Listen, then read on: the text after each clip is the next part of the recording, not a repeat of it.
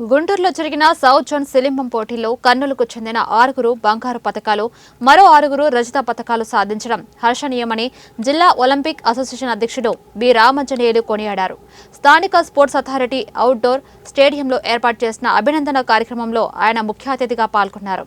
అతి పురాతనమైన క్రీడ కర్రసాము ఇది క్రమేణా శిలమంగా మారి స్పోర్ట్స్ అథారిటీలో సిలిబం ఆడే పేరుతో క్రీడాంశంగా మారడం అభినందనీయమన్నారు. భారతీయ సంస్కృతికి చిహ్నంగా ఆత్మరక్షణకు అండగా భారత సంస్కృతికి నిదర్శనమన్నారు.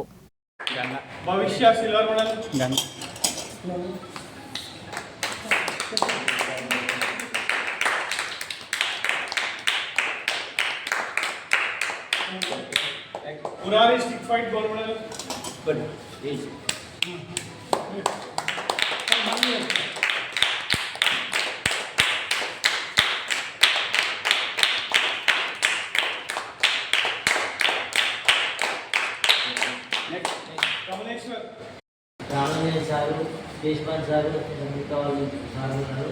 మన సౌత్ జోన్ ఇండియన్ సిలబం టోర్నమెంట్కి సార్ వారు మెడల్ చేసి సత్కరించి వాళ్ళని ఆశీర్వదించాలని కోరుకుంటున్నాను. Thank you sir. ఓకే, అతి పురాతనమైనటువంటి క్రీడ సిలంబము. ఇది కర్రసాము అని పిలుస్తారు.